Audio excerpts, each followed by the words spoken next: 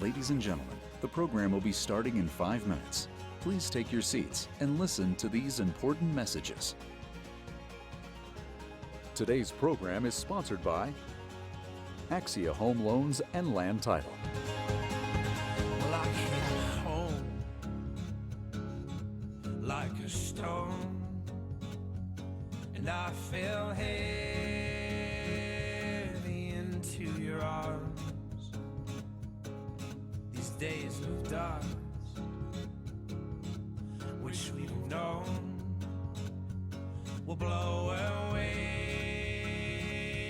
with this new sun. But I'll kneel down, wait for now. And I'll kneel down, know my ground. And I will wait for you. Don't miss your chance to see Marcus Luttrell, the lone survivor.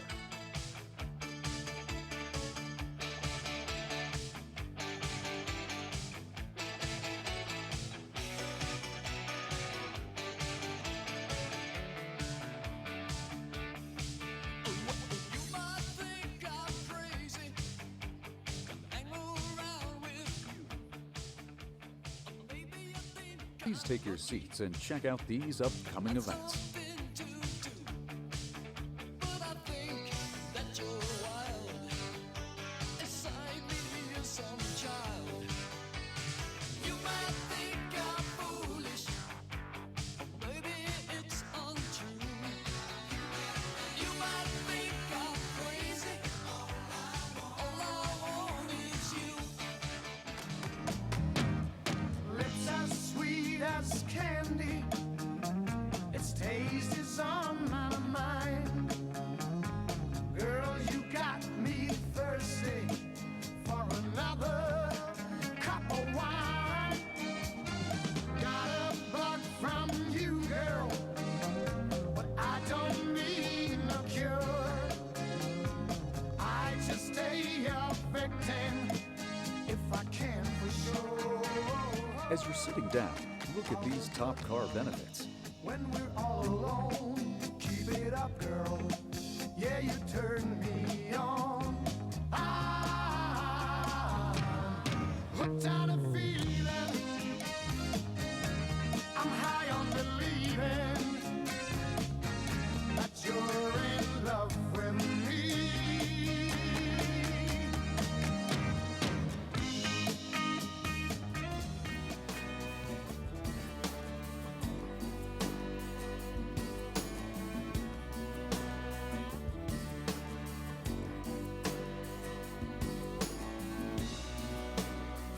Are we listening? Hymns of offering. Have we eyes to see? Love is gathering. All the words that I've been reading have now started the act of bleeding into one, into one. So I walk upon high and I step to the edge to see my world below.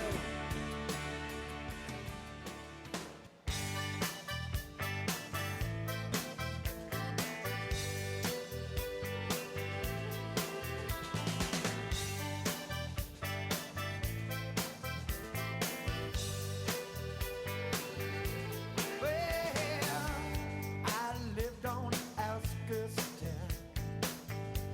in a room farmhouse, baby, with my brothers and friends around.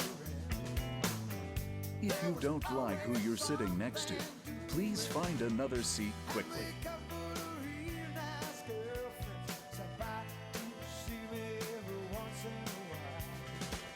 When I think back about The program is starting. Please take your seats, turn off all cell phones, and enjoy the program. It's showtime. It's showtime. It's showtime, everybody! Showtime!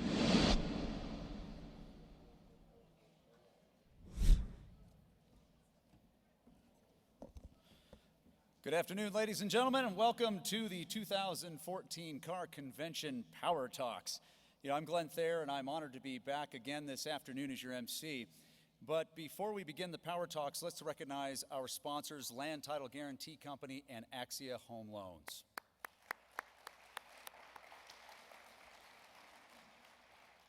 Axia is a purchase-focused mortgage company dedicated to helping you grow your business through accurate pre-approvals, proactive communication, and getting your deals closed on time. Please make sure you visit Axia's booth next door in the convention hall today and really find out how they can help you grow your business. Right now, we've got a quick message from Axia's president and CEO, Gellert Dornay.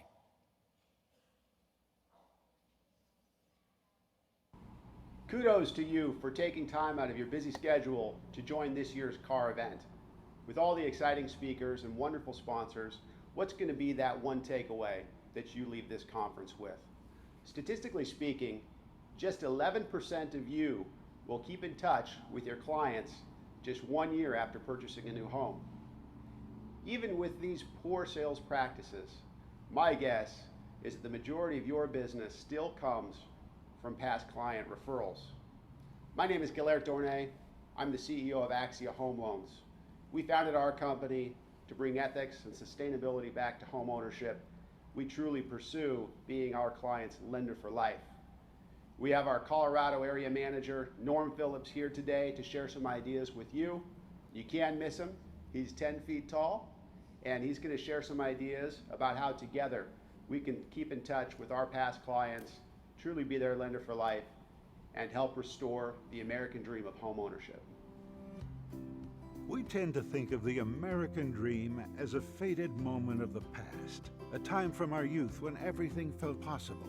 The truth is, the opportunity to make a good life for ourselves and our families is greater than ever. Now it's our turn to put in the work and experience the joy. At Axia Home Loans, we are committed to helping you along the path to achieving your American dream. Axia Home Loans, restoring the American dream. Now, Land Title has been locally owned and operated since 1967, with 100% of their work produced in 40-plus Colorado offices. And here's a quick message from Land Title.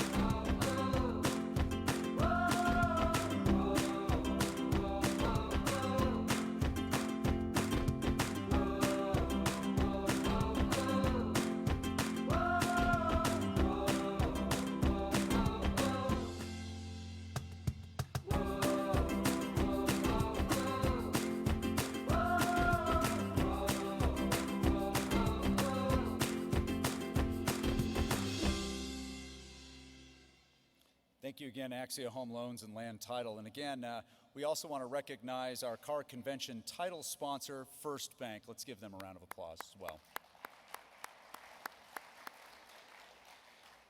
Please make it a point to visit all the sponsors and support them any which way you can. They're also in the expo hall as well. Now, if you attended last year's Power Talks event, you know that we're in for a fun and fast-paced program. But for those of you still wondering, what are these Power Talks? Well, you're going to hear 4 unique and information-packed teasers for the afternoon sessions. So each Power Talk is going to be 15 minutes long, and it's just long enough to leave you wanting more. After you hear these dynamic talks, you're going to have to make the tough choice of which sessions to attend this afternoon. So ladies and gentlemen, our first to the stage is the master of the PDA and one of the country's leading presenters on mobile technology, cloud computing, and mobile office solutions for professionals on the go. He's built his career on this technology and his devotion to handheld computing.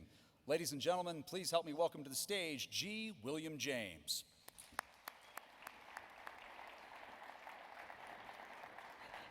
Thank you, Glenn. Thank you, Rich. Good afternoon, everybody. Oh, this is a wonderful opportunity. Thank you all for being here, and thank you all for having me at such an auspicious occasion.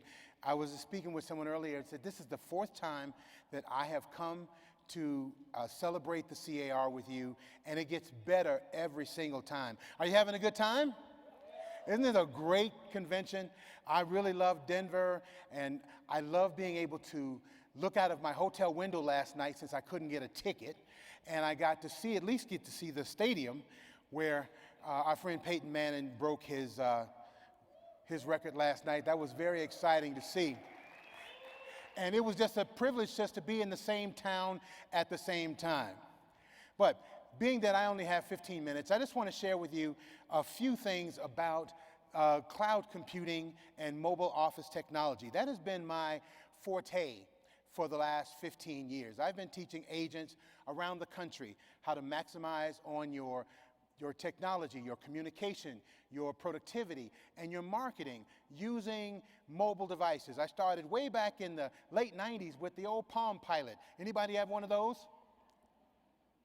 Well, I started with them, and we've evolved quite a bit since then, with the old Palm Pilots to the early Microsoft devices, and of course the early iPhone and iPad and the early BlackBerry devices. We've come a long way since the Palm device, but really the equalizer today is the cloud computing. And I'm excited about talking about cloud computing to real estate professionals because I believe that this is the most exciting time for you that has ever been in the history of real estate. I mean, since Fred Flintstone bought his house. I was speaking with a young woman, just earlier today, who was telling me that, you know, she's very young, but she's been in the business for 30 years, and she remembers the days of having to go to the office and pick up the book.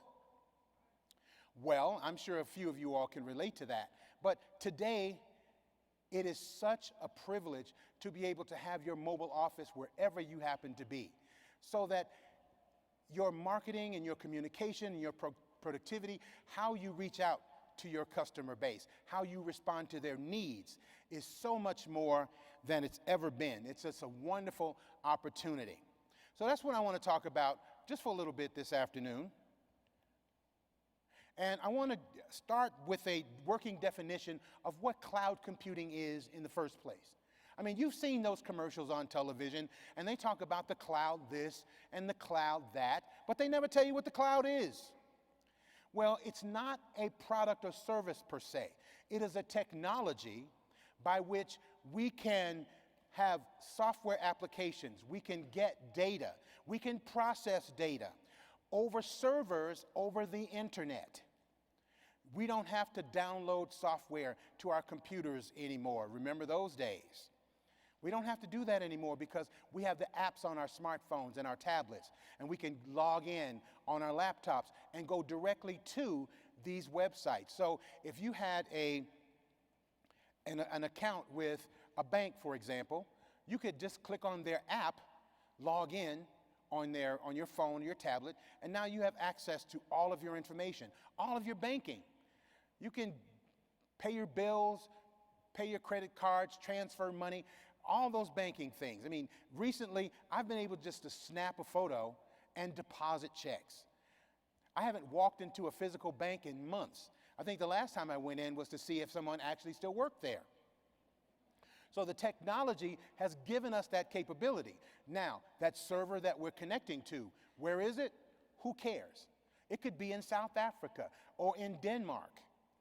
The cloud computing solution gives us the capability of being able to connect and be able to access that data. So that's what we're using. So it doesn't matter what device you're using, whether it's an iPhone or an Android, because that's one of the most common questions I get. Well, if I have an Android phone, can I go out and buy an iPad? Are they going to work together? Or should I buy an iPhone and an iPad? Or do I have to stay in the Android world? You know, all those questions are very valid. The answer is no, because cloud computing is the equalizer that makes everything work. Now, in my short period of time, I just want to talk about a couple of my favorite cloud-based applications. Now, I spend a lot of time, and many of you have seen me present before, maybe at your association, on a course I call the Google Universe. And I put together an entire Office solution from lead to close, if you will, for mobile office excellence, starting with your Gmail account and moving right along. And all the tools are with Google. But as a mobile professional, as a person who travels nationally and internationally, I rely on my mobile office as well as anyone else. And I've incorporated these tools as part of my mobile office solution, and I want to share them with you. They're not with Google, but they might as well be a major part of your mobile office strategy. Many of you are familiar with Dropbox already, but there are many things that Dropbox can do that maybe you didn't discover yet. Well, for those of you all who are not initiated into Dropbox, it's simply this. It is a 2 gigabyte storage area on the cloud. All you need is an account. You download the software onto your laptop, your desktop computer, all your computers if you want. And you can have it on your smartphone and your tablet. Now, when you have it on your computer, whatever files you have on your computer in your Dropbox files synchronize to the cloud and onto your Dropbox account on the internet. Now, what does that mean for you? You could be anywhere on the planet without your phone, without your tablet, without your computer.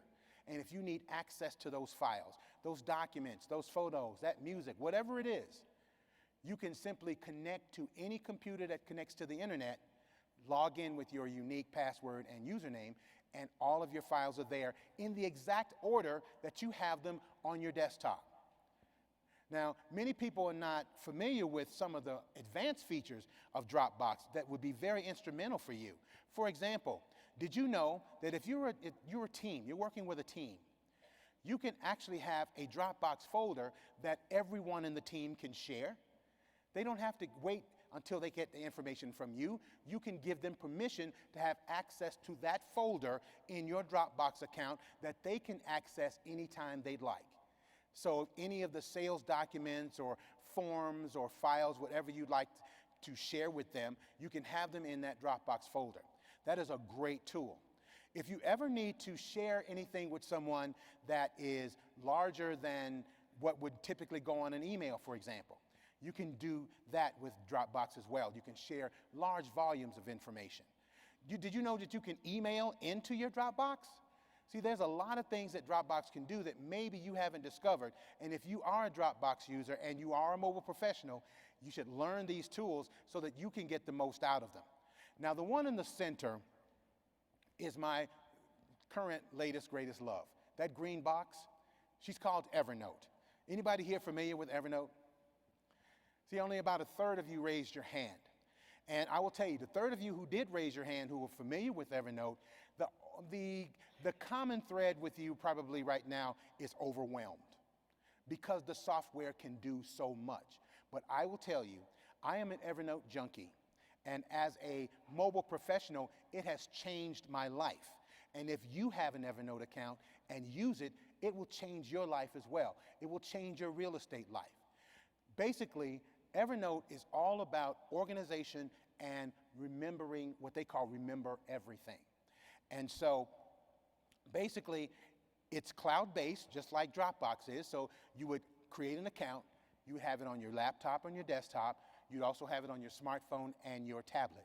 Whatever you add to any of those devices, it synchronizes to all of them. So it doesn't matter which device you pick up. When you open your Evernote account, the information is there for you.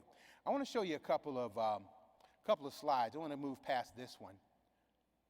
This is the Dropbox stuff. But this is how Evernote basically works. You have what's called a stack, which is a main category. So you can have a stack called business, and another one called personal, and a third called cooking, for example. And then below that, you would have notebooks. So in each one of your stacks, you would have your notebooks. So let's say you had a notebook in your cooking stack, and you had one called poultry, beef, seafood, and pork. And then below, in each side of those notebooks, you would have individual recipes. So you would have hundreds and hundreds of recipes under each notebook. So you can organize it that way. Now, what ties it all together? Tags, keywords. So, for example, if you wanted to find something that was heart healthy, when you put heart healthy in that recipe, you did a universal search for it, it would find everything in all of your categories which was heart healthy. So you can find things very easily when you create those tags. So it's really all about creating this system: stacks, notebooks, and notes. If you go to my website, and I'll talk to you about that in my, my subsequent sessions this afternoon, how to get to the website, a lot of this information you can see right there. So this is kind of the hierarchy. As you have a business stack, a cooking stack, and a personal stack, and each one of them has notebooks and then notes right below. Well, as a realtor, this would really work out very well for you, because in your business stack, for example, you could have one would be business operations, and it would handle just the business of being a realtor. And the other side would handle your sales, your buyers, and your listing clients. And in there, you'd be able to create things like this. Create a template called the initial client consultation. And when the first time you meet a client, you go in and you talk to them, you get all the information that you need to know. Now, below that, you have an anecdotal history. Every time you have a phone call, or if you have a conversation with someone that's relevant to the sale, then you would be able to list this stuff as historical information, all stored in that one note, right? Now, you can have another template called the pre-close checklist that would start from meeting the person all the way down to delivering the keys, and you can check them off as you get them done.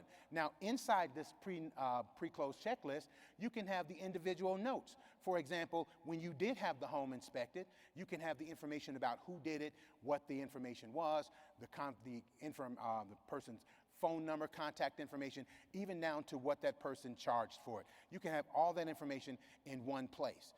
You can have what's called a listings template. When you take someone out, you take them out to their various addresses, you can create these different boxes for the listing. Now, inside each one of those boxes, you could put in the notes relative to the experience that you had at that listing, along with photographs, along with audio recordings. All those different things can go inside any one of those individual boxes.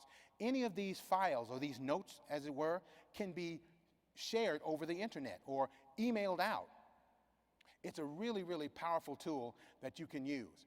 One thing that a lot of people haven't discovered, and this is one that I think realtors should absolutely take into full advantage, is Instagram. Now, I know that most people relate Instagram to your kids out there taking photos and sharing them with each other. I did too. I have a 12-year-old. And I refused to give her a Facebook account, but I did allow her to have an Instagram. And so she shares this with her 6th grade friends, you know, sharing photos, the BFF Forever experience. But what I discovered was major corporations around the globe are using Instagram to increase their brand presence. So, for example, a company like Mercedes-Benz USA, they're not going to sell you a Mercedes on the site, but what they are going to do is they're going to give you the experience of what it's like to be a Mercedes owner. So you, as a realtor, you would have this ability as well. You're not going to sell a listing in Instagram, but you're going to share the community. What is it like to live in a ski community like Steamboat or Vail? What is it like to live near Colorado Springs and the beautiful bridges? What is it like to live in Colorado with the wildlife and the Rocky Mountains? And you would share this with people all over the world. Now, what they see is this. They get photos. I have a photo here, hashtag Colorado Life, and all these photos popped up. Same thing here. So you have wonderful opportunity to share the lifestyle. The gentleman this morning was talking about creating videos. I was thinking about this. because it's all part of sharing your information. Now, it's a wonderful thing, and I know I'm out of time, but I wanted to share this with you very quickly so that you can get a feel of what kind of tools are out there for you to use as a mobile professional.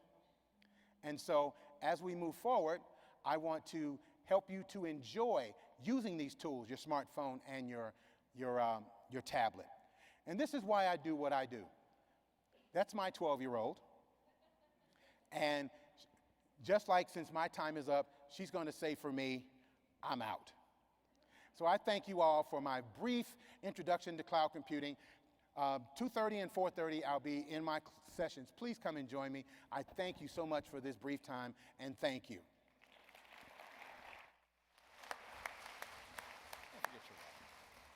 Thank you so much, William. Our next speaker and author is a nationally recognized and renowned expert in economy and leadership. As a university business and economics professor, she combines theory with practicality. She has an extensive background in human resources, finance, insurance, organizational leadership, strategic planning, and project development, focusing on building successful strategies for business leaders. Please welcome Dr. Commander, U.S. Navy retired, Mary Kelly.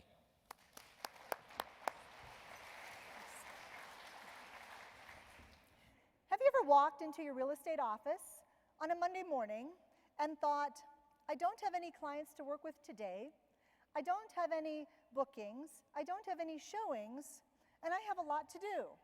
I have marketing, I have sales, I have prospecting I could be doing. And then you sit down at your desk and proceed to do absolutely nothing. You ever wonder why that is?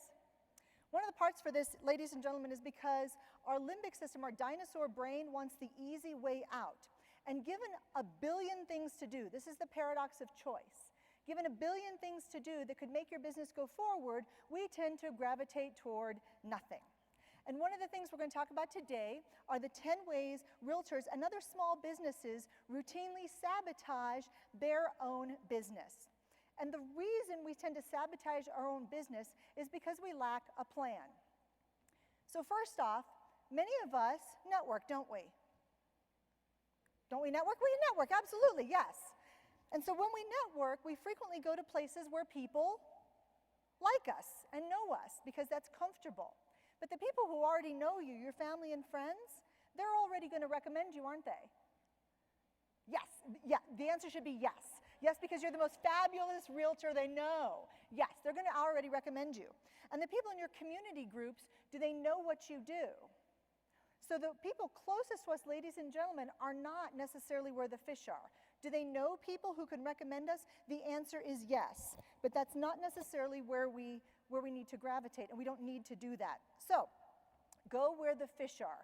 Go where there are people who need your services. The people who already know you already know what you do. That's easy. And when I say go where the fish are, tell people what you do. Make sense? So far, so good? Okay, great. So BNIs are great, but the people within your BNI, if they have not already recommended you, they're going to anyway, so it does not matter. Go where people are transiting. Go to the places where there's transitional things in businesses. Go to the military environment where people are constantly moving in and out. Or find those community groups, older people perhaps, who are looking for a transitory area, but go where the fish are. Number 2, update or write your business plan. Now, doesn't that sound fun? Exactly. How many of you right now think your business plan could use just a little tweaking? Just a little tweaking. So that's one of the things we're going to talk about for just a few minutes. First, a business plan, ladies and gentlemen, prevents you from that paralysis of going into your office on a Monday morning and being frozen into inactivity. Having a comprehensive strategy allows you to look forward and say, all right, I've got a closing next month, I've got a closing in December, but my January, February, and March is looking a little thin. What do I need to do next? And that's frequently a lot of us go out for cookies. No, you don't do that? Or coffee? In some cases, if there's something I really don't want to do at home, what do we do? In my case, I find things to clean in my house if there's something I really don't want to do. Do you ever do that? My house has never been cleaner than when I'm procrastinating. So today I've got the 5-minute business plan. How many of you think you could take 5 minutes out of your life and do your business plan? Absolutely. So let's look at a 5-minute business plan and what that would look like if you were to sit down, ladies and gentlemen, with your team, by yourself, with perhaps a trusted advisor, and just quickly go through the elements you need in order to put together a terrific, fast, and effective business plan. Now, before we go any further, a lot of you put together business plans to start your office. And they may have been those very long, lengthy business plans that banks require in order to get lending. That's not what I'm talking about. I'm talking about a tool that you can make pretty, post in your office, so that you know every single day what you need to do to go forward. And this is what this looks like. Part number 1, the executive summary, or my marketing part, which is the most important part, is what are we doing to make ourselves almost famous? What are we doing to get the word out about us and what we do? How are our customers finding us? Do you have a social media plan that means something to the people who are going to look at where you are in social media? Nobody cares in social media that you had a tuna sandwich for breakfast. Nobody cares. People want to know something about you, and they want you to be informative, educational, and entertaining. If you're going to be in social media, that's what you need to do. And we're going to talk about how you manage referrals. How many of you would agree that most of your business comes from referrals? Or a good portion? Absolutely. We need to cultivate those referrals. You can't do everything yourself. And in a business plan, knowing what you don't like doing or what you're not good at is huge. Outsource tasks or projects where you are weak, or those tasks that can be accomplished easily by somebody else. Brian Tracy says, if you want to make $50 an hour, stop doing the things that you can pay somebody else to do for $8 an hour. Doesn't that make sense? How many of you have ever used Fiverr? Have you ever heard of Fiverr? F-I-V-E-R-R? Fiverr.com, ladies and gentlemen. This is everything people are willing to do for you for $5. If you need a flyer made up quick, Fiverr. If you need something done on your computer that you don't like to do, Fiverr. If you need an Excel spreadsheet generated, Fiverr. You can also outsource some of your social media to Fiverr.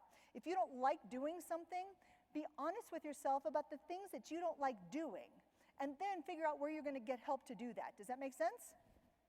Excellent. All right, fantastic.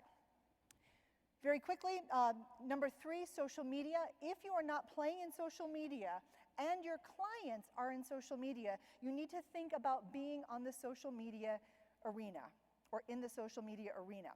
Most people will vet you. They will find out if you are for real by going to LinkedIn. So you know you need to have an active LinkedIn profile, right? Sure, of course you do.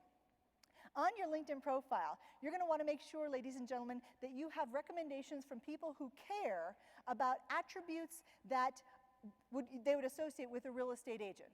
So for example, attributes that you might give your doctor, your physician, would be what? Caring, very nice. What else? Listens, very nice. What else?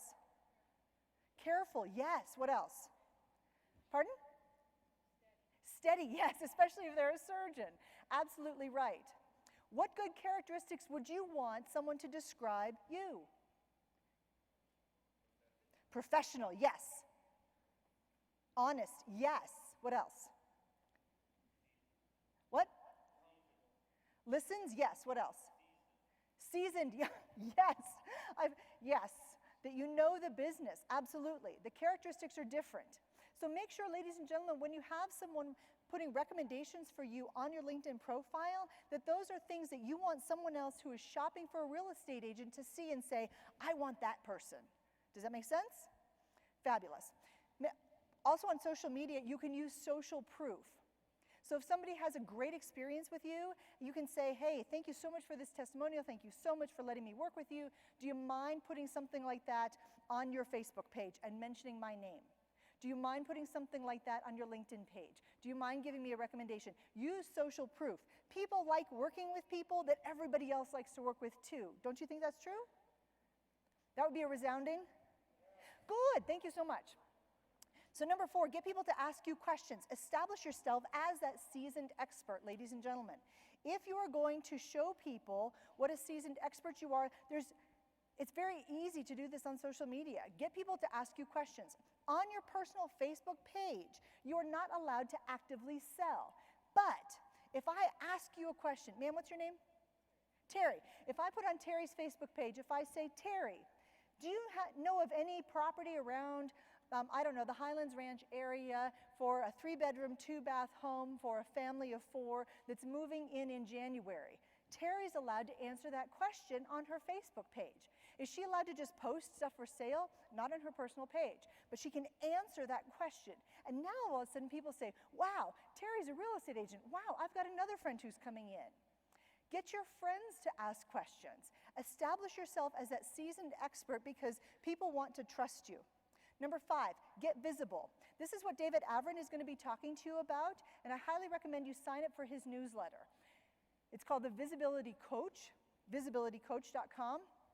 Get visible, be seen, be out in your community, be online, be in places where people who can hire you are going to be. Number 6, join forces. Join forces with other realtors. Create a mastermind. Get together with a couple other real estate people. And it doesn't have to be within your own office, but people around the state, people you like to work with, get together once a month and brainstorm on ideas that you're doing that's working. Also, let them know what you're doing that's not working. Share resources, share ideas. As my dad used to say, he said, Mary, you're not going to live long enough to make all the mistakes that I made. So you might as well learn from me. Creating a mastermind group or just a power idea group with some trusted people, and these are trusted people, allows you to join forces and go forward together. The other thing you can do is you can host informational and educational programs within your community, and that allows you to maybe bring in that mortgage person or your mortgage partner or a bank or the escrow company and get together and provide some educational and informative power talks at community events, churches, women's groups, men's groups, wherever. Join forces with other people and move forward together. Number 7, whoops, I'm not sure how to go back, but trust me, number 7 is habits and routines. Because many of us behave like, well, we go into our office, oh, thanks. I love the miracle. We go into our office perhaps, and if we don't have a habit or a routine, we tend to first walk into our office. I don't know about you, but I pour myself a cup of. Thank you to the person who said vodka. And we sit down at our computer and we start going through our email, and we're desperately hoping for people to say, hey, I'm sorry, what's your name, sir? Carter. Hey, Carter, I have decided to sell my house. Can you do the listing for me? Or, hey, Carter, I have decided that I need to buy another property and I'd like to work with you. That's what we're hoping to find in our email. Is that usually what's in our email? If only it was that easy. So we have to set down habits and routines that will allow us to be the most successful. Because when we don't have that, we go into our office and we kind of are like a hummingbird. We go from job to job to job to job to job. We go through the email, we get rid of the stuff that's fast. And then we attack the things that we think, well, I should do that. And then we think, wow, I should maybe read the news. And then we think, well, maybe I should go run an errand. And we go from little thing to little thing to little thing. And as a result, we don't get the big things finished that we need to do. We don't do the prospecting. We don't do the client phone calls. We don't maybe send out that campaign. So we want to try not to be a hummingbird. We have to run a business, ladies and gentlemen, like a business. Now, most people I know, most small business people, love what it is they do, but the business side sometimes is challenging for them. Do you ever feel that way? So I know some of the gentlemen will think this is a silly example, but I have a guy I go to who cuts my hair, and he is the worst business person I've ever seen in my whole life. He loves dealing with hair, but he hates dealing with things like financials, a budget, a profit and loss statement. It's just not fun for him. So a free place where you can get these things that makes it easy for you, again, with your 5-minute business plan, is on my website. It's called Free Stuff. Not all of you are going to be able to go to my breakout session after this, but it's productiveleaders.com/free-stuff. And you can download things that will make your life easier, such as the fill-in-the-blank template for a business plan, a fill-in-the-blank template for a budget. It even does the math for you, and your profit and losses. Run the business like a business. There seems to be in our society right now, ladies and gentlemen, a little bit of vilification for business people. Have you come across this? People somehow think that if you're doing business and you're fabulously successful, that you're somehow greedy. But folks, if you don't run your business well, you can't take care of your employees, you can't take care of your family, you can't take care of yourself, and you can't take care of your community. So I need you all to think about please being wildly successful so you can help all of those people and run a great business. If you're in real estate and it's kind of a fun hobby for you, then you can do whatever you want. And that's perfectly fine. I know some people who sort of dabble in real estate, and that is okay, as long as they're very clear to themselves. Be honest. Whether or not this is a job for you, a career for you, or whether or not you're just putting in time, or whether or not this is a fun hobby. Be very honest. But if you're serious, run the business like a business. Number 9, referrals, referrals, referrals. Cannot emphasize enough the referral system. How many of you would ever think about paying another agent or another agent's office for a referral? Of course you would. How many of you do something like that when it's a non-real estate person? Sometimes not that very many people. So folks, a referral is when you take it seriously and you properly thank someone for that referral, that's going to get you more business. If you need a system for this, I like Bill Cates' books. He's got several. I don't get a cut from this, but they're on Amazon. I think they're terrific. Number 10, differentiate. And this is part of being visible, and David's going to talk a little bit more about that, so I'm not going to do that. For you right now, oops, can I go back one slide, please? People in the back, oh, thank you. If you need free stuff to help you go forward in your business, you can go to kiwilive.com. Keyword is dog, D-O-G, and it will email you all of these templates, the things I've been talking about. And with that, I know I'm going to see some of you this afternoon. As soon as these Power Talks are over, thanks very much, folks. Have a great afternoon.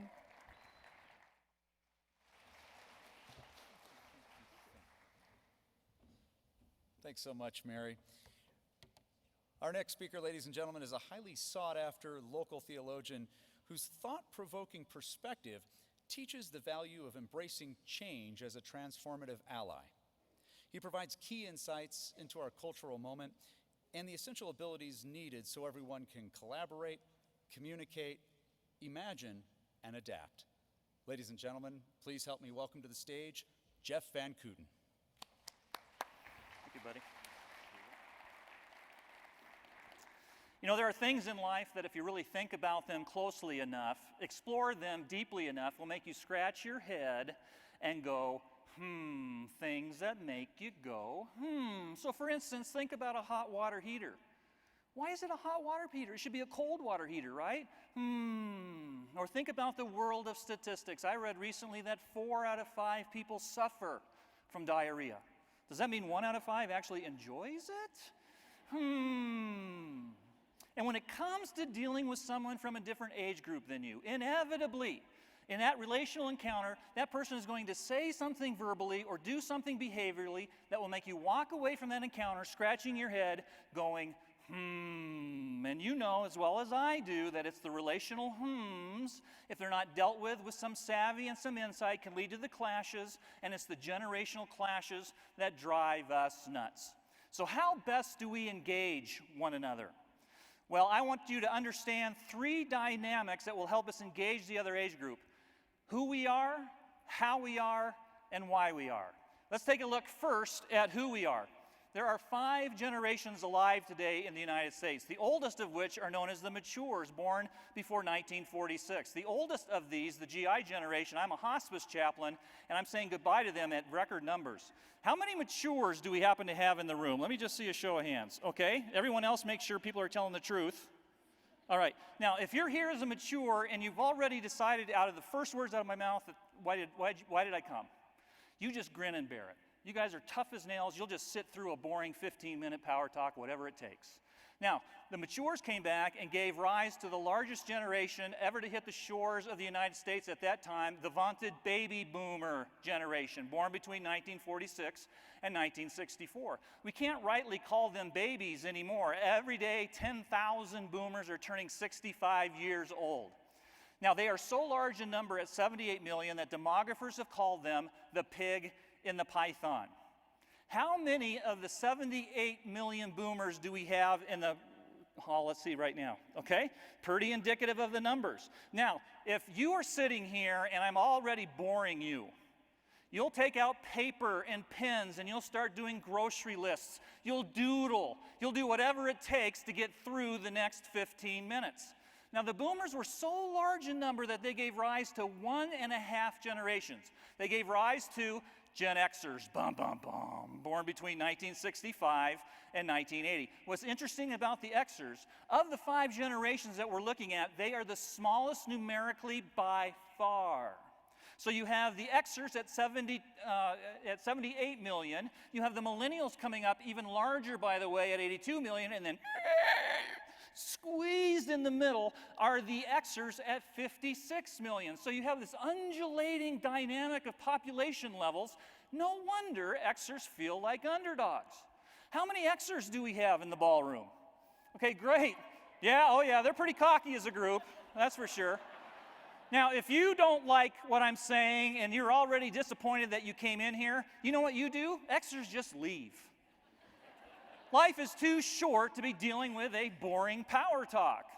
Now, the Xers gave rise to half of the upcoming generation as well as the boomers, and those are, sorry about that. They're what we call the millennials, born between 1981 and 1999. There are many ways that you can define a generation. Some have called the millennial generation Generation Y, as in W-H-Y. Some have called this generation the Mosaic generation because they are so open to the immense diversity in their midst. But if you have a stereotype of a millennial, this is probably what it is. I saw this and I realized, now I know why they're called Generation Y. Stereotypical, I will admit, and there are a lot of stereotypes around the millennials that we need to sort through in order to bring some harmony to all of our relationships. Now, if you are a millennial, how many millennials do we have? Okay, those hands are going to start going up more and more and more. 82 million are coming down the pike. Now, if you don't like what you're hearing and you think I suck, well, you do the same thing boomers do, but instead of pads and paper, you're bringing out your smartphone, you're doing your electronics. That's how you are getting through this particular boring power talk. Now, the youngest of the generations, there hasn't been an official moniker yet. This is mine, but as I think about the youngest generation born after 2000, I'm calling them the hypers. The metabolism of our culture is so supercharged and so fast that they're living life at an amazing pace. And so there are the hypers born after 2000. So that's who we are. How we are, we need to answer. How do we become a certain generational mix? Well, we have to define our terms. I showed this, I taught high school for a while and showed this to my juniors in high school, and I asked them if they could identify who was on that slide. And of course they could say, that's Marge Simpson on the top from The Simpsons. I asked them on the bottom if they could identify who that was. Some of you here don't know who that is, but I said that was Mary Tyler Moore, one of the leading sitcom actresses in the 1970s. You know who my juniors in high school said that was? Betty Crocker. Which shows the marketing genius of Betty Crocker, does it not? So what is a generation? A generation can be defined as a society-wide peer group born over a period roughly that same length as the passage from youth to adulthood. Now, we know that passage from youth to adulthood as adolescence. And social scientists and those who pick and prod and tickle us to see once how we operate as human beings are telling us today that adolescence is extending to the age of 35. All the traditional adult markers that would show that you've become an adult have been moved way back. Each of these generations, though, because they have been influenced by certain formative themes, have a collective persona. What are those 5 formative themes? There are 5 formative themes that shape who you are. Think about when you were 15 years of age. Most of your values, attitudes, and expectations were locked in by the time you were 15. So go back to when you were a sophomore in high school and see once what these formative themes were like as you were coming of age. The first one is adversity. What kind of adversity, socially, culturally, did you experience as a cohort, as a group of millions of people together? And you think of the boomers, think of what it was like when you were a sophomore. Adversity. You also have to think about diversity. What was diversity like as you were coming of age, when you were a sophomore in high school? Before the mid-1960s, the majority of diversity in the United States was of European descent. Since the mid-1960s, that has changed dramatically, has it not? And we have really, truly become a melting pot. So the millennials have a lot of exposure to diversity. And it's not just ethnic diversity, it's lifestyle diversity across the board. What was diversity like as you were coming of age? Then you have to think about technology. Holy cow, has that changed. The smartphone that you have with you today is exponentially more powerful than all the program of NASA to put the first men to the moon. So you have more computer power than NASA, the whole operation of NASA had in the 1960s. That's how fast things change. What was technology like as you were coming of age? I couldn't wait to get an electric typewriter because I could change the font by just moving that metal ball and putting the new metal ball in.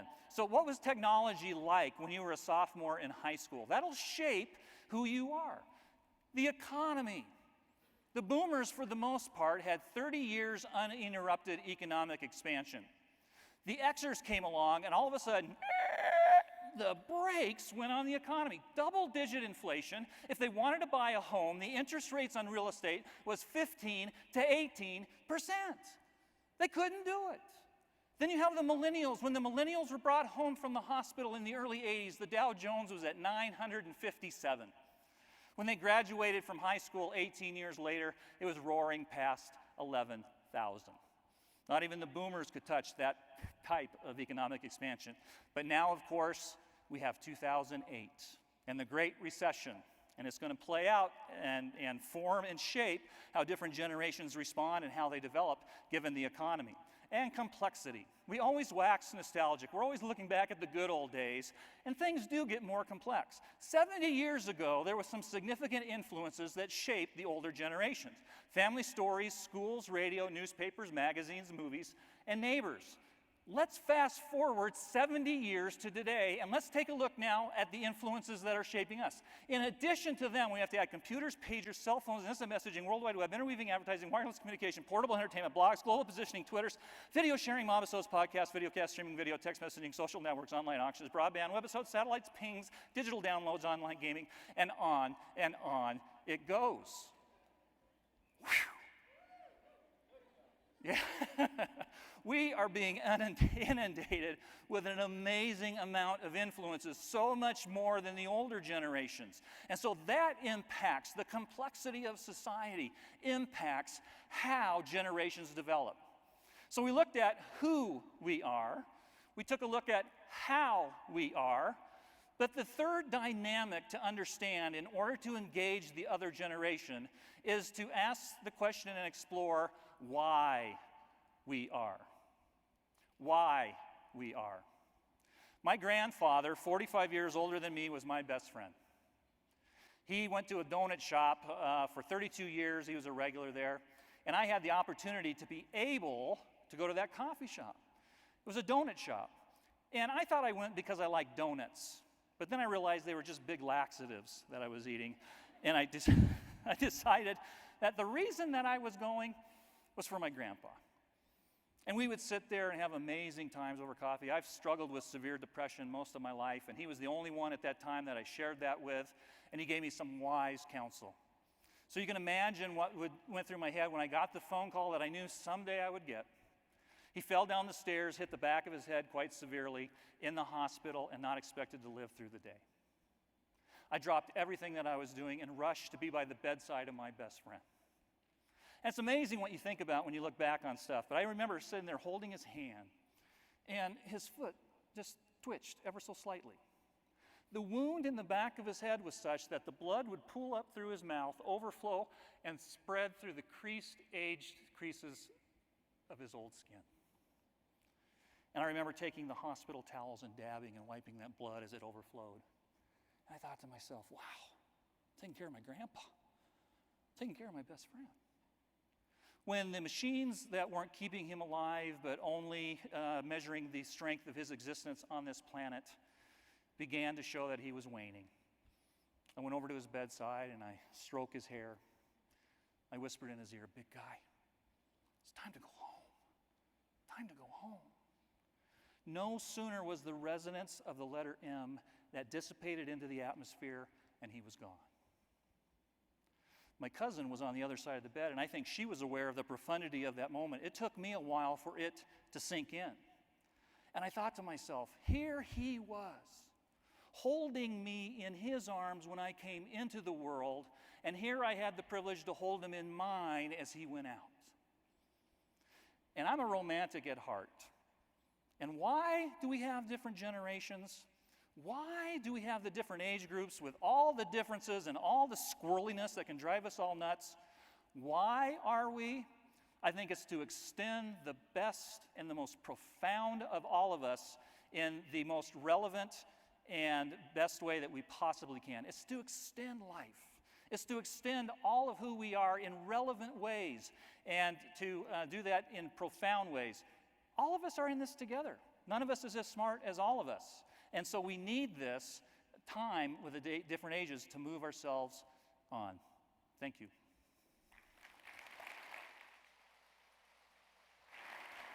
I've got a couple breakout sessions that I will be leading this afternoon if you're interested at all in that.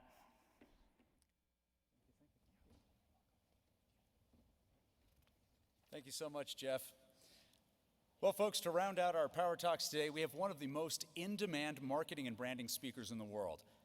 A former CEO group leader and marketing firm owner, his business and marketing strategies have been featured on hundreds of media outlets and thousands of publications around the world.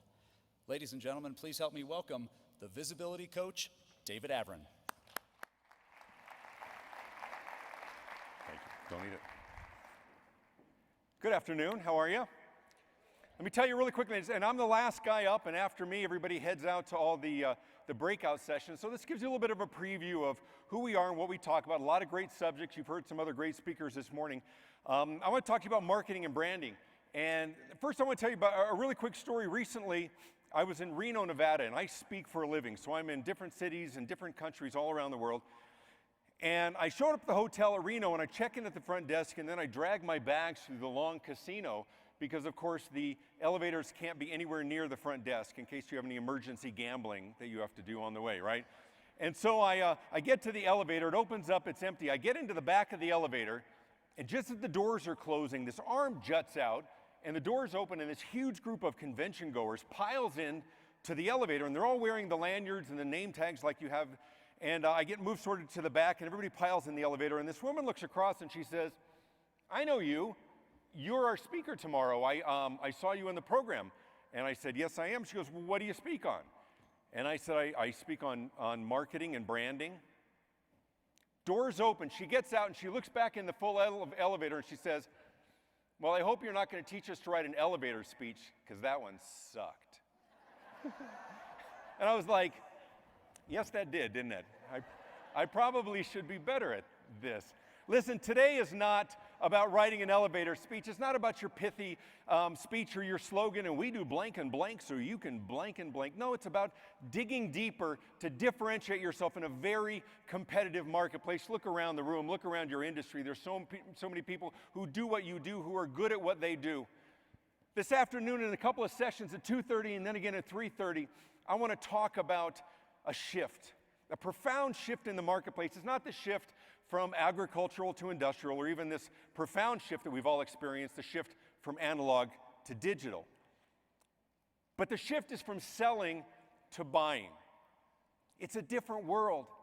In yesteryear, we used to walk into a car dealership, for example. We'd see a really cool car, and we'd walk around it, and we'd get inside and play with the knobs and pretend we're driving. And then we would motion over the salesperson who's hovering nearby and say, "So, tell us about this car." We don't do that anymore. It is a very different world. Our access to information, our access to information about products and services and individuals, online and otherwise, is profound. It is like no other time in human history. We don't need to ask them. We walk into that dealership, we know more about that car than the salesperson does. We've done the online reviews, we've done the Yelp and maybe a TripAdvisor, and you think about your industry, how have things changed? What do I have access to today that I didn't 20 years ago? Not just the individuals who you're competing against, but the entities and the Zillows and the different ways that we can do what we do. How do we stand apart? How do we become a more trustworthy brand, a much trustworthy individual? Let's talk about branding. Let's talk about brands. 20 years ago, we understood brands. We grew up understanding brands. It was the cars that we drove and the bicycles that we rode and the breakfast cereal that we bought. And then about 20 years ago, they started talking about brands as it related to sort of business-to-business ventures. And then even individuals, right? All of a sudden, it was the birth of the individual, the personal brand. In my industry, in marketing and public relations, it was as if the clouds had parted and the angels sang, and we had discovered this amazing new concept that was literally going to transform how we did business, how we marketed our businesses in the future. And then a little bit of time passed, a little analysis, and we came to recognize that it really wasn't anything new at all. It was just sort of a catch-all term for everything that we've always done. Our advertising and our marketing and our public relations and our specialty gizmos and tchotchkes and our special events and our logo. It's a catch-all term. What goes into crafting a marketable, memorable brand identity was just as true 100 years ago as it will be 100 years from now. Now, clearly we've got new tactics. We've got social media. We've got some things we're going to talk about this afternoon. I'm going to give you some great information, ideas, and a different way of thinking about how you use social media. But by and large, your brand is your reputation. You can loosely substitute the word reputation. What are you known for? And as I like to say, to be well known, you have to be well known for something. Beyond your quality and your commitment and your caring and your trust and the fact that you really listen to your clients and you tailor your solutions to meet their individual needs. Any of that sound familiar? You've all been to the same damn conference. You all learn the exact same way to differentiate yourself. You got to look like you're part of the community. Take pictures of yourself playing soccer or riding your motorcycles. Then everybody looks different, looking alike while they're looking different. It's like the kids who get a mohawk or something else because they want to show how individual they are, and they hang around other people with mohawks. How do we stand out? How do we stand apart? Your brand is your reputation, but the problem is the marketplace has shifted. The marketplace is now a grocery store. We walk down the aisles of the grocery store and we buy things. Nobody sells us anything, do they? We want ketchup, we buy Heinz ketchup. Is Heinz better than Hunt's ketchup? I don't know. I'm comfortable with Heinz. I buy Heinz. I buy Peter Pan peanut butter. I buy Kellogg's breakfast cereal because there's something about that relationship. We know it before we walk in. We've either bought it before, we've had an experience with it before. Your marketplace is the same. We've heard the salespeople say, people don't want to buy or don't want to be sold to. They want to be helped to buy. We understand all of that. But life is like high school. Business is like high school. As much as we would like to think we have transcended all this, we have not. When given the choice, we do business with people we like and people we trust and people who are funny or people who are pretty. We get all of that. Those clicks persist later on in life, but the question is, how do we help people know you better so they like you better, so they trust you more? We're going to talk about all of that this afternoon. So imagine you have this floating ball in front of your face. This is your brand, your personal brand today. Walk around it. What are you known for? How many times have you rocked the house with clients? How many times have you fallen short? Do you have a specific geographic area, certain niche that you like to do business with within your business? This ball, this is your brand. I'm not going to make you close your eyes or find a partner. Matter of fact, let's do that. Everybody find a partner. And for the next 5 minutes, I would like you to discuss how much you hate it when speakers make you find a partner and discuss things. And begin. Now, here's your brand, okay? It is what it is. If you're familiar with the concept of leading and lagging indicators, your brand today is a lagging indicator. We're looking in the rearview mirror. Everything that's happened in your business up until this Monday afternoon has contributed to where you are. It is what it is. What I'm going to talk about this afternoon is, what do you aspire to? What's next for you? I want to be the leading authority for X. I think we can be the go-to resource in the marketplace for Y. Top of mind, best choice for Z, whatever that is, you decide for yourself. Let's take that aspirational brand and let's put that one up here. That's where we're going. Here's where we are, here's where we're going. Maybe it's 18 months from now, maybe it's 5 years from now. What's missing in that gap between where you are and where you want to be? Is it a key client? Is it a key service? Is it an area of education maybe that you have or certification you have yet to go through? Who do we want to be the best choice for something? Because I want you to think about this for a second. I'm a big believer that you have to be the best choice for one thing. And known for one thing is the best choice for one. It doesn't mean you can't offer a broad spectrum of products and services, but the best choice for one thing instead of a good choice for a lot of things. Because as you all know in sales, there is no prize for second place. You get the gig or you don't. You get the client or you don't. How can you be the best choice for something? That mind share, not market share, mind share comes before market share. That's the grocery store analogy. Right? How do people know who you are and like who you are and trust who you are? Social media, traditional marketing, the networking that you do, how do we do it in such a way that's really strategic? I love that Mary talked about having that business plan, that true intention. How are we organizing our day? I want to talk about visibility.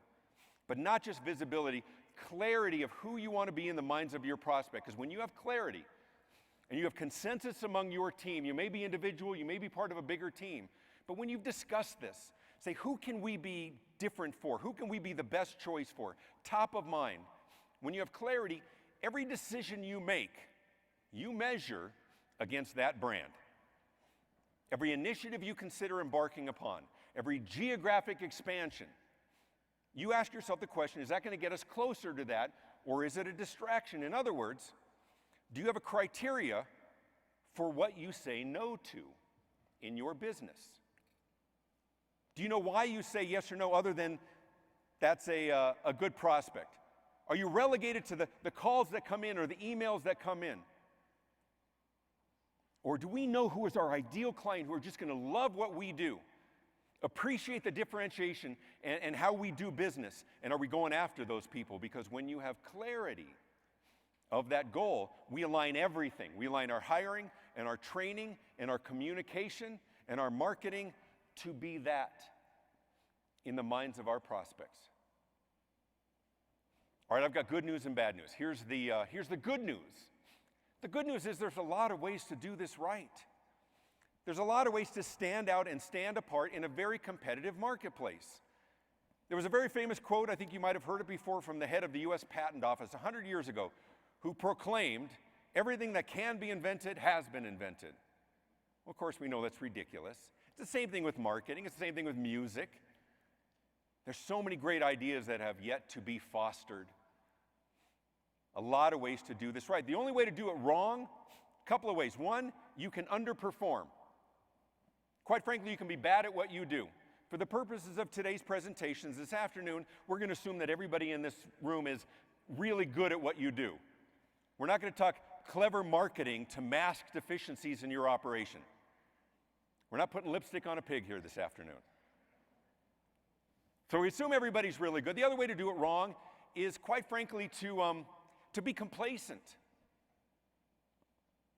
We can't be complacent. There's somebody nipping at our heels. Look at this room. It's filled with talented people. What's that great line that says, what do you call the person who graduated dead last in their medical school graduating class?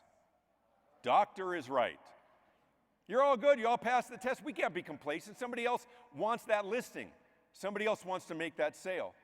Those are the people who say, yep, our reputation speaks for itself. Lazy. That's lazy. You have to speak for yourself. The ones that say all our business comes through referrals. Good. How do we get more referrals? We're going to talk about that this afternoon. Good news, a lot of ways to do this right. Here's the bad news. The bad news is everybody's good. Everybody's good. If you think they aren't, grow up. There is not a person in this room that couldn't disappear from the face of the earth today, and despite some very sad family members and employees, the marketplace would not miss you. A third of this room could disappear from the face of the earth. The marketplace would not miss you. Plenty other people to fill in those gaps. Everybody's good, coming out of very challenging economic times. And you've all been there. There were very challenging times financially and otherwise, access to capital, access to loans. It was painful. Those who were not strategic, those who did not make hard, painful cuts streamlining their operation, those who didn't form synergistic partnerships or strategic acquisitions, they're not around anymore. How many of your colleagues are no longer in this business because they couldn't weather those times? What's left? Here's the new normal. The new normal is a marketplace populated by great real estate professionals. I get this all the time. Say, what makes you different? You know what makes us different? We actually do what we say we're going to do. And I say, really? How on God's green earth are all your competitors staying in business with all that not doing what they say they're going to do? Everybody in this room can facilitate that transaction.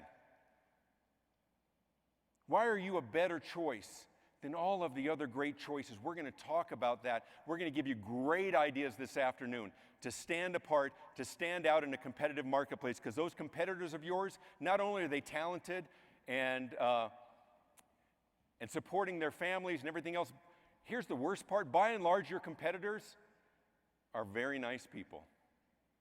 Wouldn't we love to vilify the competition? They're not up in their offices kicking puppies and they're good. You're all good.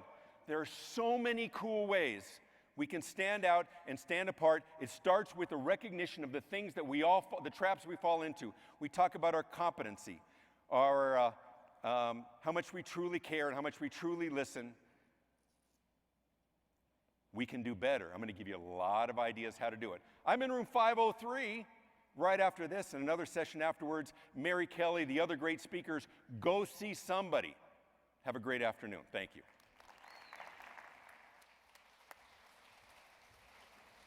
Thank you so much, Dave, Mary, Jeff, and William.